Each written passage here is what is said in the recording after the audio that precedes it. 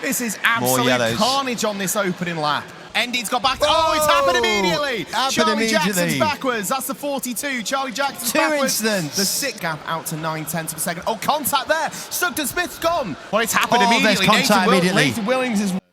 One of the most dramatic karting competitions I've ever seen and definitely been a part of.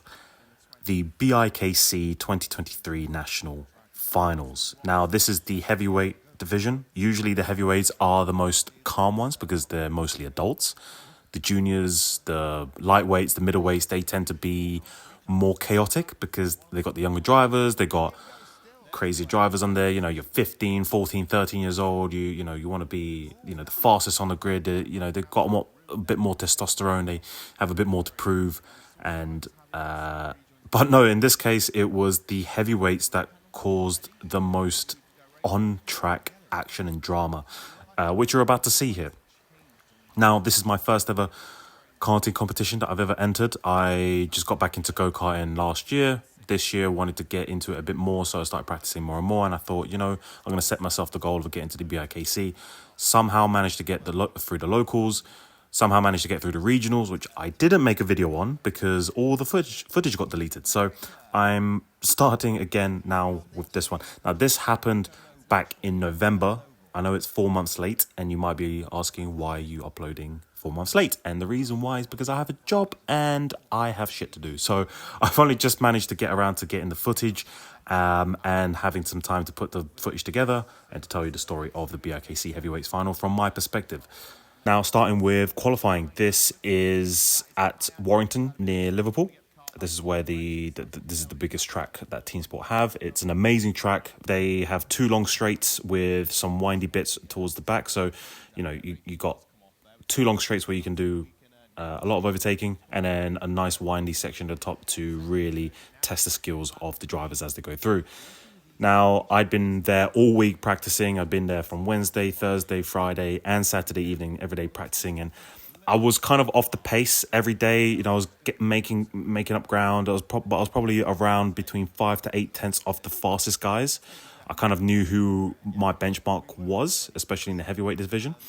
But somehow in the qualifying heat, when it all mattered, I managed to actually set the fastest lap time, 52.3, 3 tenths clear of the next guy next to me. I'd studied the footage from the night before, so I felt like I knew where I had to gain, and I just put it all together and miraculously did it within the first 5 or 6 laps. After that, I think there was just so much chaos that happened on track in qualifying that too many red flags, too many yellow flags especially, and eventually no one else could set a faster lap time. And I was kind of hoping that I was going to be in my own heat. The main guy I'm kind of competing against here is David Harvey, who got put in the second group. So there's 2 groups of 16 drivers, or 15 drivers, sorry. And the faster guy, David, I was hoping I wasn't going to be in his heat because I knew he was going to beat me. But actually, if you see here on his qualifying time was a tenth slower than mine. So actually, if I would have been in his group, then actually I would have got pole overall and might have had a chance to win the whole thing. But then again, he might have overtaken me. Who knows? But anyway, skipping to the first heat, the first race, I managed to put it on pole. As you see there in kart number 30, now you get put in random karts. Completely random, so to try to make it as fair as possible, you don't get the same kart twice. So any advantage that you might get with a faster kart, you don't get in the second race, so it should be as fair as possible. The weight classes are all around the same. You have to be at least 90 kg. Going in 2x2 formation, it goes green, we'll go across the line, and we start the first race. Now, I've got the inside line, so I can take the apex and then go a bit wider, make sure no one takes me up the inside for the next corner. And you can see the guy in second place, he absolutely gets demolished and now has dropped to second, third, fourth, 5th place. Whereas the guy who is now in second place came from 5th all the way up to second just by having a good line and by sticking his nose in front of everyone else. And all that fighting has just allowed me to just take off into the lead. I think I've already got a almost 2-second lead. Yeah, just look at the size of that gap. I kind of shook my head there. I was like, wow, did not expect myself to get around the first couple of corners so quickly. Now we come around here down the end of the main straight. Second place, this guy Harvey Sugden Scott. He did an amazing job to get around the guy in the number 6 kart, and now he's on the hunt for me. Now, in these races, I was kind of shitting myself, pretty much, I'm going to be honest. I had never really led a race, as there's another guy who spins. I had never led a race before, especially not with stakes involved. I kind of wanted to win this, but not too badly because I wanted to make sure I didn't put the pressure on myself. So I wasn't driving the absolute fastest that I probably could have done. And you're going to see this is a theme throughout the video where I'm not driving to the full capabilities. You can see the guy in second, he's caught up to me like crazy. He's pulled away from the guy in third, probably pulled a second and a half on the guy in third, and probably caught up about a second and a half to me, mainly because I'm managing my pace. I've decided I'm not going to go full pace. I've kind of skipped ahead here. Now, this is the last kind of 3 minutes of the race. There wasn't really much to see. He was just catching up with me, you know, maybe a couple of tenths here, there. But I was probably lapping around half a second, I'd say, slower than my qualifying lap time as I look over my shoulder there. And I honestly just didn't want to make any mistakes. That was the only thing I was looking for. Every guy behind me kind of made a mistake here or there, and you'll see that none of them finished in the top 3. So in the first heat, the second heat, and in the semi-final, the guys who were behind me in second, none of them finished in the top 3, mainly because they were either pushing too hard, fighting too hard, and just making mistakes all around. So my number one thing was, if I'm up front, do not make a mistake. And so that is all I'm aiming for. Do not make a mistake. I'm looking over my shoulder just to make sure that I can take my normal line. And coming across here, now there is a minute left on the board, but they decided to call the end of the race. I'm not sure why. I think they just kind of, that was the format of the race, of all the races in there. Didn't really ask why, but that is the way it worked. So the format of this whole competition is you do qualifying, no practice, you just get straight into it, qualifying, and then you have 2 heats which start the exact same way. So the way you start the second heat is the exact same way you start the first heat, depending on the way you finish qualifying. Then they take the average of the first 2 heats to then determine the semi-final, then decides the grid for the grand final. The first half of both semi-finals, and they put them together into one grand final. So there is eliminations. Now, in this second heat, I felt like I had a little bit of a slower kart, and you'll see later on why. So me and Harvey have kind of taken off Nathan in third. Now, he was very, very fast. But unfortunately, he just got himself way too many penalties, and I think he ended up down in 15th at the end. You'll see there's another spinner there, and another guy gets put in the wall. Absolute chaos and carnage behind me. And honestly, that's why I was so happy to be qualified up front. And obviously, yes, you know, learning from the Will Buxton school of obvious statements, being up front is obviously beneficial because you're at the front. So you're not in the pack, you're not fighting for position, you're not getting pushed out of the way, you don't have a bunch of carts in front of you, you don't have a bunch of carts behind you. You can just worry about just managing your pace up front. And you'll see throughout this whole competition that all the guys behind me were just getting into accidents, and I even ended up getting put into the wall later, as you'll see. So as we go green, and now you see there, the guy in second, Nathan Williams, he was in third and then managed to get himself up into second just on the yellow flags. But he then, as you'll see in a bit, he ended up getting a penalty for that because apparently he loaded the guy in second place, Harvey, the guy with the green helmet. He loaded him to that corner. Now, what loading means is that you're kind of using the guy in front of you as braking. So you're kind of in the braking zone, you're pushing him out of the way, which you cannot do. You cannot push the guy in front of you in the braking zones, and because obviously then you're just pushing the guy out of the way. This guy comes in for a crazy look down the inside, and he was much faster here. And this is the reason why I think that my car was just so slow. I wasn't actually trying to drive too slow. I was managing my pace, but the guys behind me were all forming a train.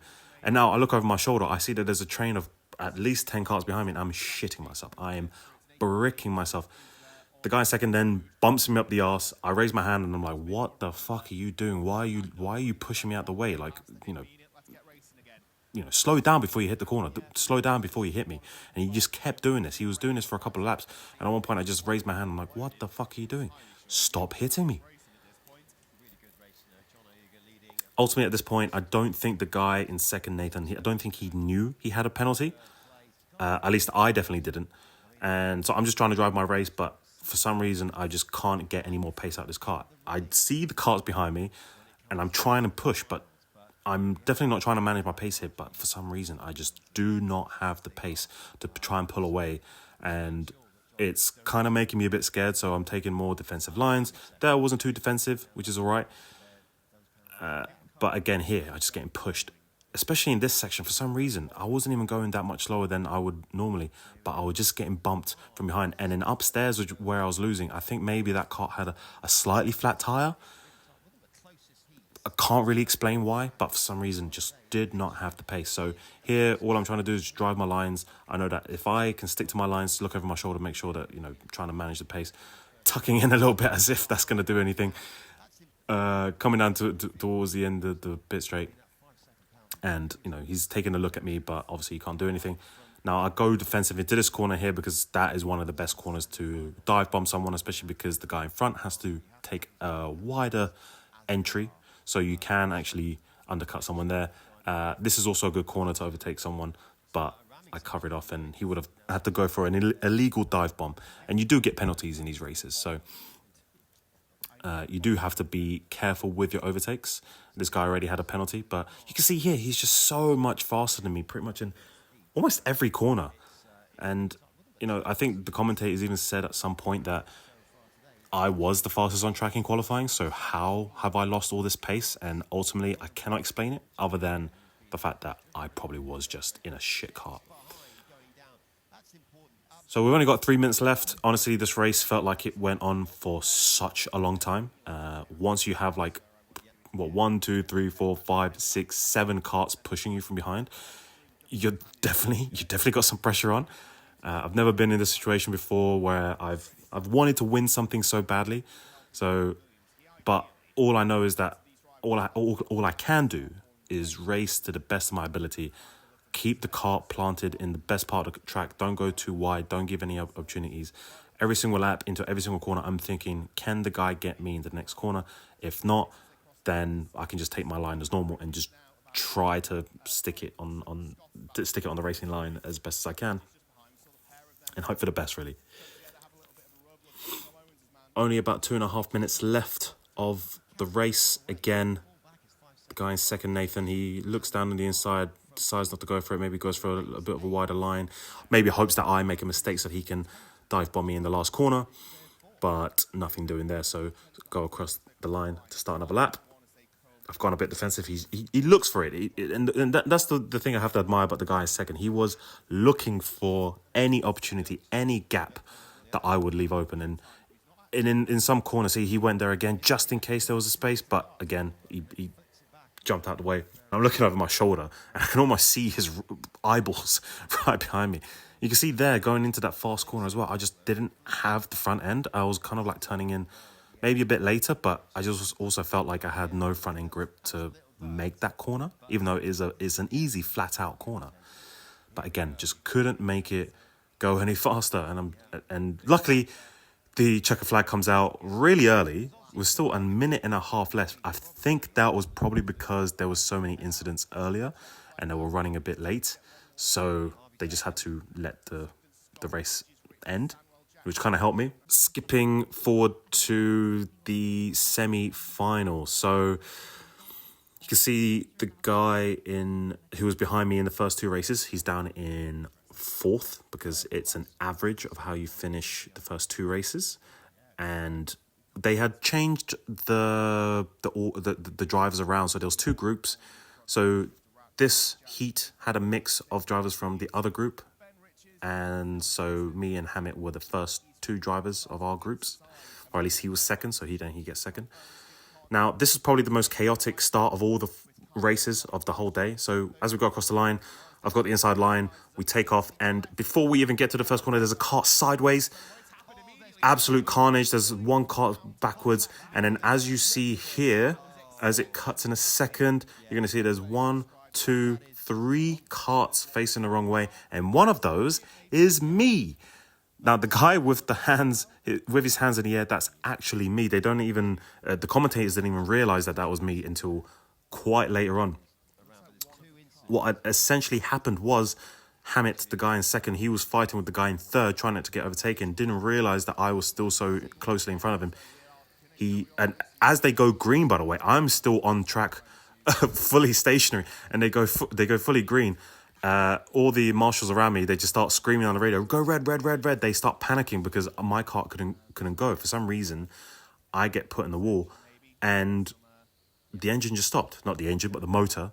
I think from the way I got clipped, because I got clipped on my rear left, that's where the kill switch is. It must have flicked the kill switch, killed the engine, and then I've gone backwards into the tyre barrier, and I couldn't go anymore. So it took them a while to get the thing going again for some reason.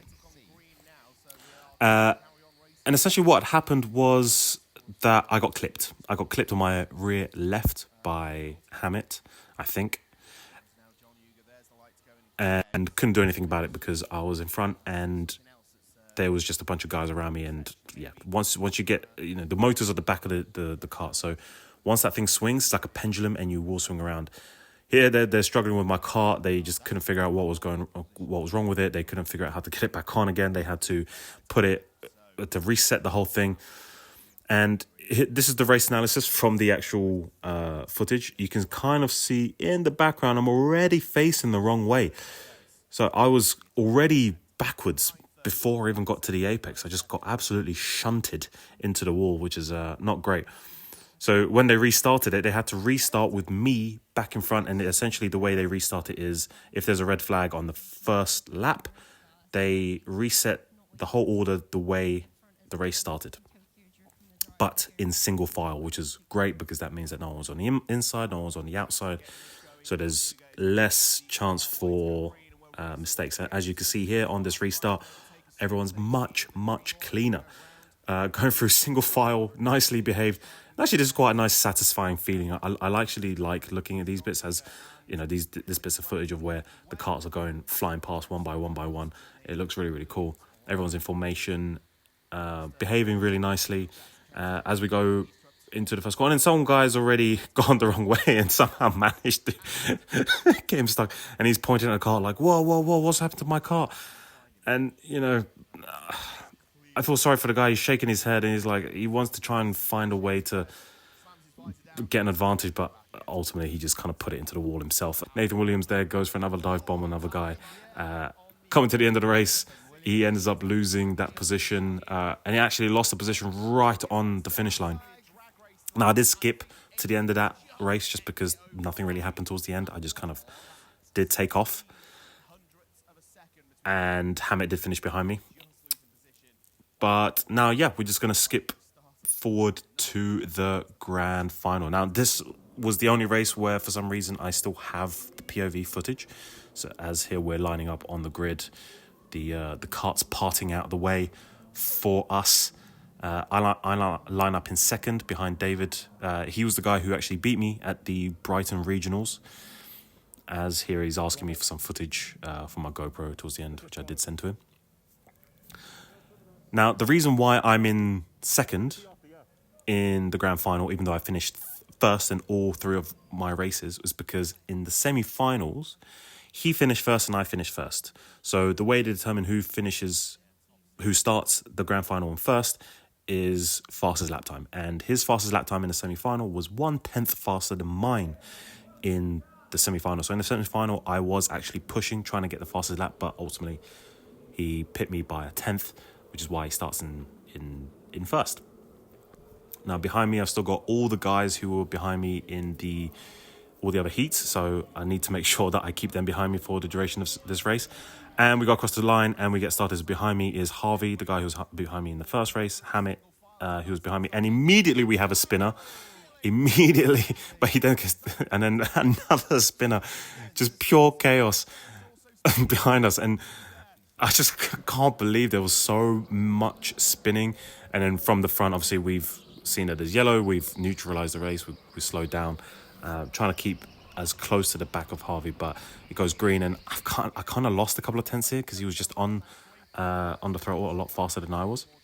This is probably the one race where I genuinely pushed. I realized pretty early on that David was kind of struggling with his kart a little bit. So as you see here, he goes defensive. And I go for the biggest mistake, probably the only mistake that I made in the whole race, in the whole day. As the top two are breaking away with Harvey Sugden Scott with Hamid Tarat. Oh, Yuga's gone wide. Yuga went wide there. He tried to go for a move down the inside. The back of the car just snapped on him. He's and he had absolutely no... Was pushing a bit too hard on the first lap, cold tyres, snatched the brakes and almost spanned the car around and pretty much ruined my whole weekend. But luckily I didn't lose too much time, and as you see here, as we come into the next straight, to the end of the next straight, I'm already kind of on the back of him, and we're going through the next two corners. I haven't really lost much. So I realized here that he was kind of struggling a little bit here, David, and I was trying to push as hard as possible to see if there was an opportunity. If there was an opportunity to go down the inside, I'm taking it. If I can try to win this on track, 100%, I don't want to sit behind him. He is a faster driver, so once he gets up to speed on his car, I felt like he was going to take off from me, so I just needed to stay onto the back of him. Pushing too hard, and that's what I was kind of afraid of the whole time.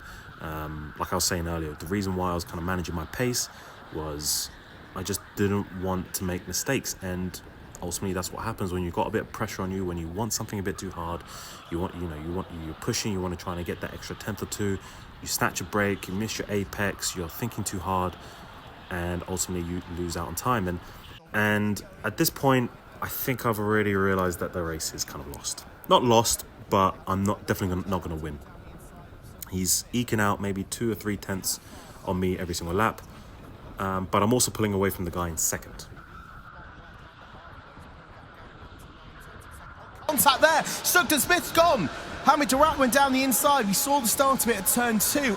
And here, Harvey in third place just absolutely gets punted out by Hamid, the guy who put me in the wall in the semi-final, then also put the guy in third in the wall in the grand final. And funny thing is, I don't even think he even got a penalty for either of those. I don't think he got a penalty on me, mainly because, well, they couldn't even see it anyway, and I didn't even know until after the race who put me in the wall. And there is just a blind corner, and the cameras didn't catch it. The stewards didn't catch it, because that's a blind corner for the stewards, and ultimately they're not going to run it back and VAR it. And I felt really bad for Harvey. He ran a really good race pretty much all day. He was racing really well. I think he's in 3rd, 4th, 5th, 6th, 7th place now. So he was in for a chance for a podium. Now he's already down in 7th just because of one guy's mistake, and just one aggressive guy's mistake, and got put in the wall for nothing.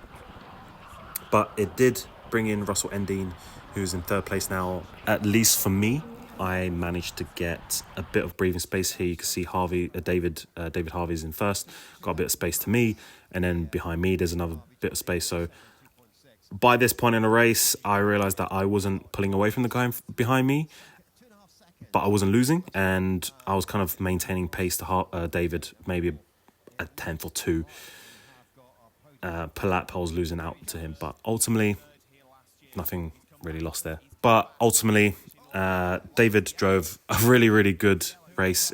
He, I think, came 12th in his first year. He then came 3rd in his second year. Last year there was a guy on the wall. I think he was clutching his chest there. I think he got put in the wall there. But luckily he was okay at the end. And ultimately we finished under the yellow flags, so a bit anticlimactic. David takes first, and then I come across the finish line with a nice fist bump there, and a nice end to a very chaotic day, a very fun day. I was there from about 10 in the morning. This was now about 8, 9 in the evening, so quite late. All day. Top 3 there, as you can see. Now you're going to witness some really awkward interview skills from me, because my poor communication skills, you can see them live. I was kind of hoping to take advantage of Harvey's, David's car at the start. I just didn't have the pace on him, and at the end I was kind of just trying to keep my pace and not make any mistakes. I could see the guys behind me slowly catching up to me, but kept the distance, and yeah. So was there a slight realisation over the few laps to go that, you know what, I don't want to lose second, I'm just gonna take it? Honestly, I was just praying for it to end. And on to the podium celebrations with some really questionable champagne skills for me. I don't know what I was doing with my face there. Should be a familiar motion for me, but yeah, spraying the non-alcoholic champagne. But yeah, had so much fun this year. If you are interested in joining BIKC for 2024, sign up to your local track, any team sport anywhere near you. Hopefully you get to see a bunch of you at the BIKC 2024 local finals.